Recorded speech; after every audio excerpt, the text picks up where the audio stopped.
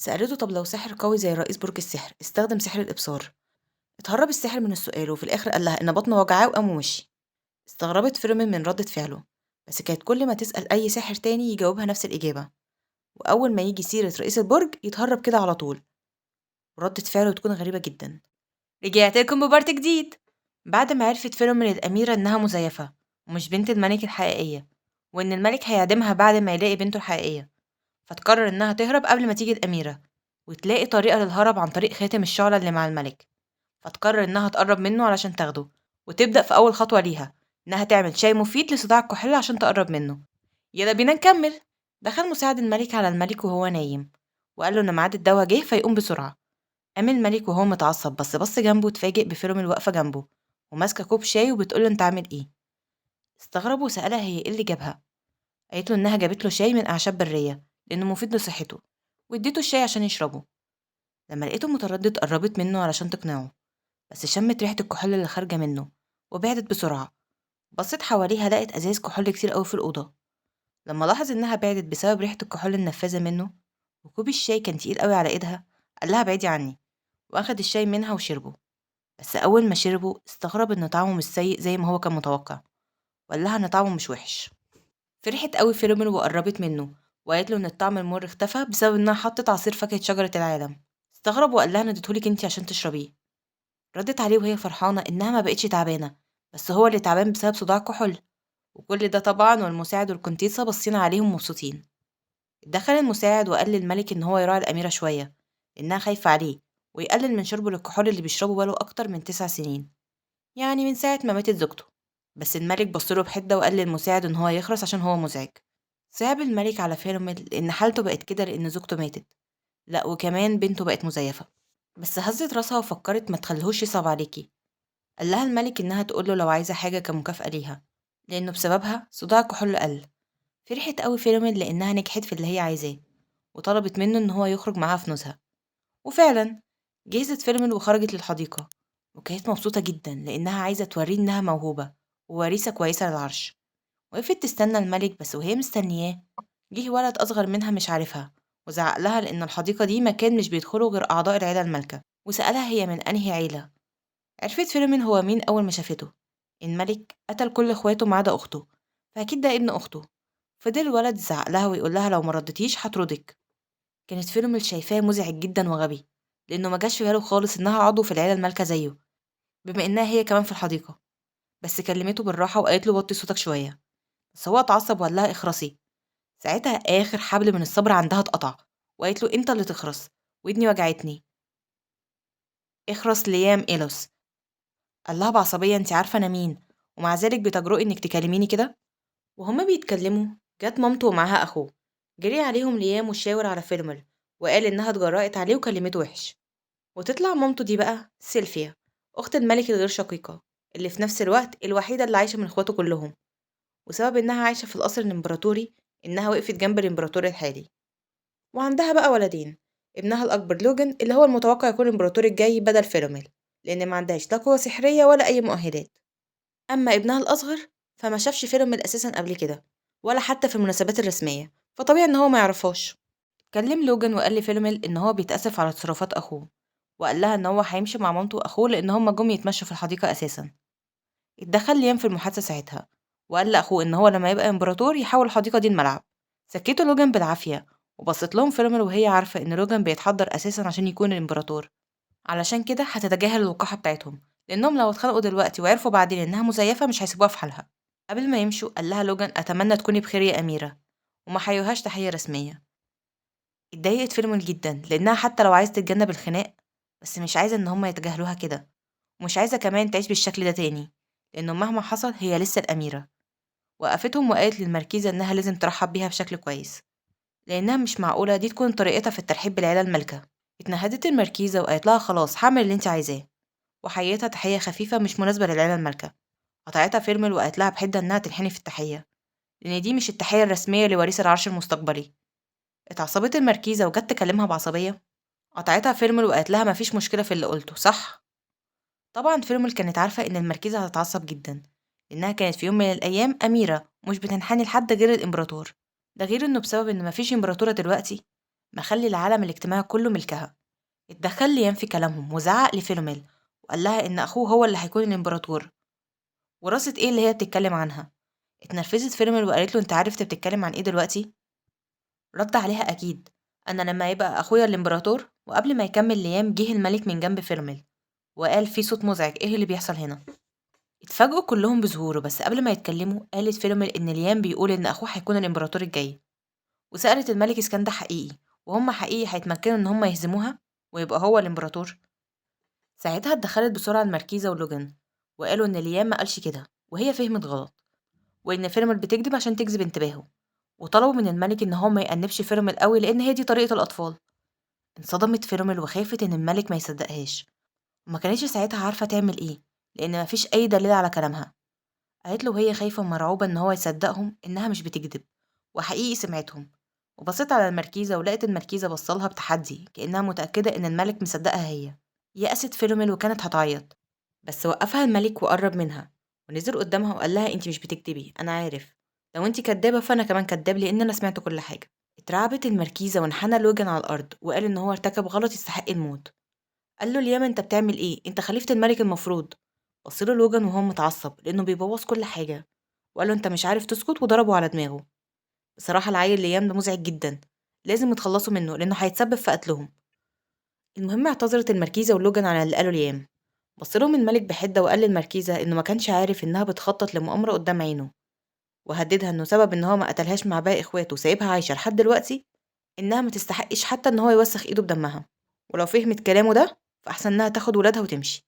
وفعلا مشوا من القصر خالص وكده اتمسحوا من قائمة أعداء فيلوميل.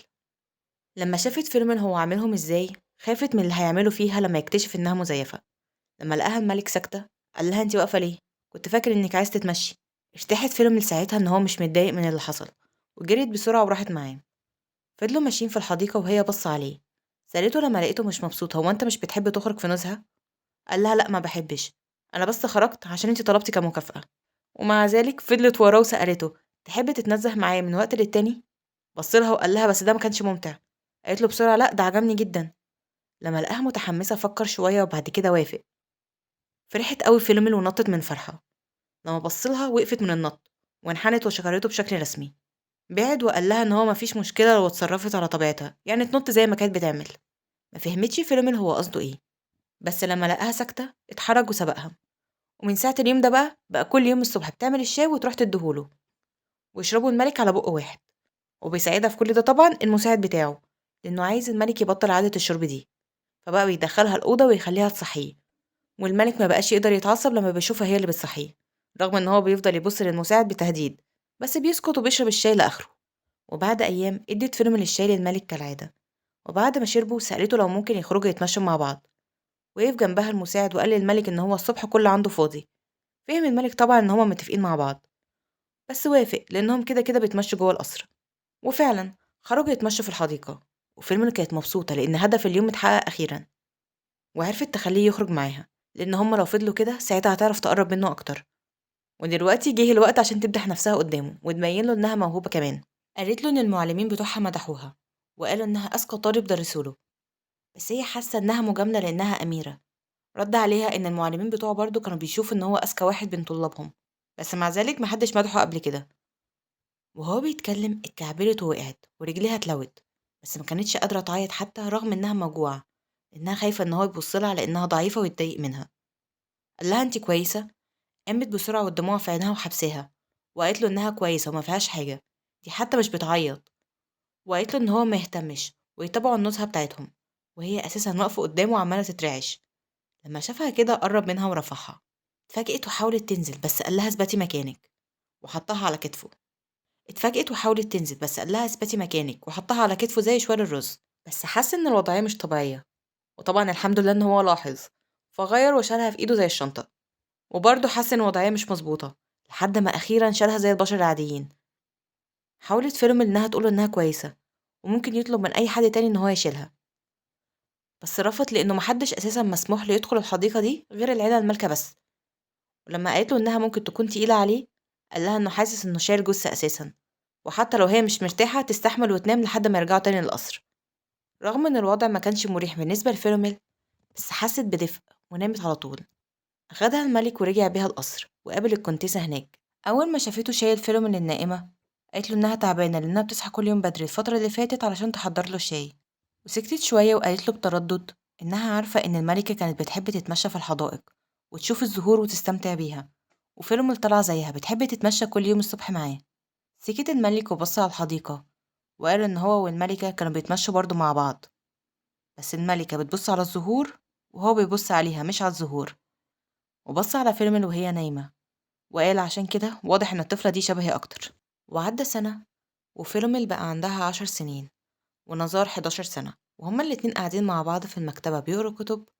سألها إذا كانت بتكرهه، استغربت فيلم وقالت له لأ. سألها طب لو كانت سمعت المحادثة اللي بينه وبين بابا ساعتها، لأن من ساعة الوقت ده اتغيرت معاملتها معاه تماما وما بقتش مستمتعة وهي بتقضي الوقت معاه. سكتت فيلومين وما بقتش عارفة ترد عليه. قام بسرعة وركع على الأرض قدامها واعتذر لها. اتفاجئت فيلوميل وقالت له يقوم، بس رفض وقال لها إن هو هيفضل كده ويطلب منها إنها تسامحه لحد ما تتخلص من انزعاجها منه. اتنهدت فيلوميل وقالت له إن هو مش لازم يعتذر لأن هو ما قالش ده في وشها، هي اللي سمعتهم بالصدفة. بس برضه نزار مرضاش يقوم. افتكرت فيلوميل أول مرة شافته فيها.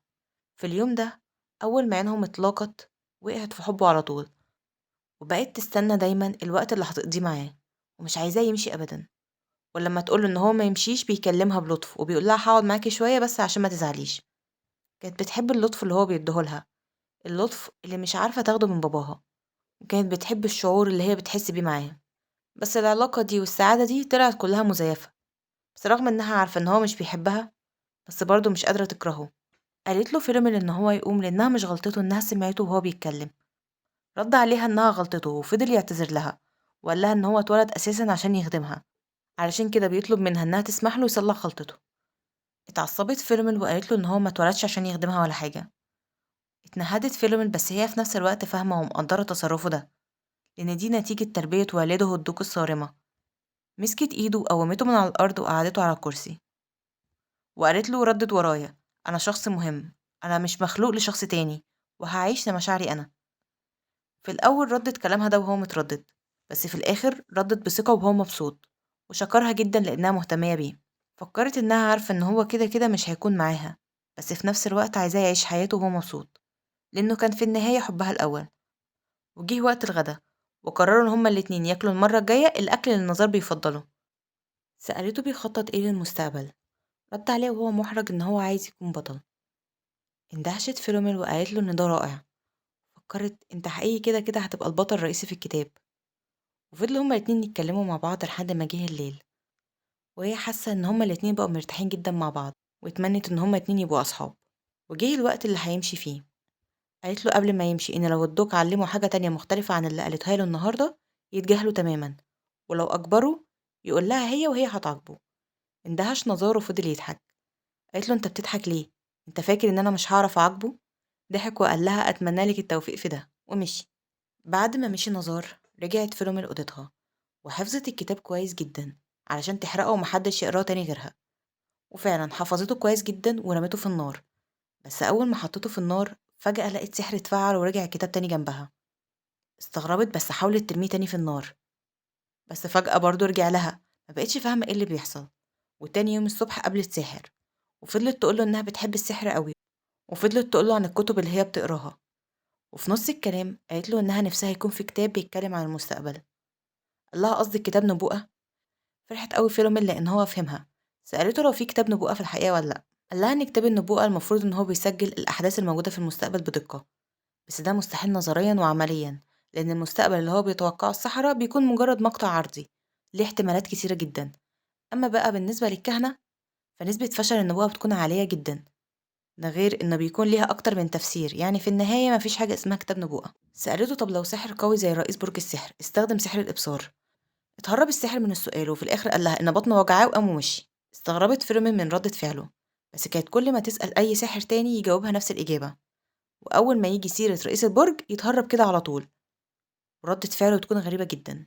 رجعت غرفتها وفتحت الكتاب علشان تقرأ عن رئيس برج السحر وحكيم الشمال ليكن اللي هو والدها الحقيقي. في الكتاب مكتوب إنها لما هربت من السجن أول مرة راحت البرج السحري، وصاحب برج السحري ساعتها اللي هو باباها ساعدها ووقف جنبها وما أذاهاش. بس فيلم الشريرة استخدمت قوة والدها في الشر، وفي النهاية اتخلى عنها وما بقاش يحميها. وساعتها اتمسكت فيرو من المرة التانية واتعدمت. بس كل ده كان مكتوب من وجهة نظر إلينسيا، عشان كده الكتاب مش ظاهر ايه التفاصيل بالظبط وايه اللي حصل لها في البرج السحري. فكرت فيروميل ان باباها الحقيقي في الكتاب حماها، ده معناه ان هو ممكن يكون عنده مودة اتجاهها. وبصت للكتاب وسألته هو ليه عندها وليه وقع في الحديقة بتاعتها. ومر الوقت وعدى سنتين وبقى عندها 12 سنة. راحت فيروميل مكتب الملك ولقيته ماسك وثائق عن يوم التأسيس الوطني. ورغم ان عدى وقت طويل، بس لسه يوم التأسيس الوطني بيخليها مش مرتاحة. سألت الملك لو هيكون في ألعاب نارية زي اللي حصل في الحدث اللي فات، لأن هو كان عاجبها جدا. رد عليها إن هو ما كانش حاططها في الخطة، بس المرة دي هيضيفها برضه. استغربته وقالت له إن هو مش مهم، بس قال لها إن هو كده كده حدث ممل. قالت له إن هو حدث بالنسبة لها مهم جدا، لأن الملك بيلقي فيه خطاب، وإنها لما تبقى الإمبراطورة عايزة هي كمان تلقي خطاب مثالي كده زيه.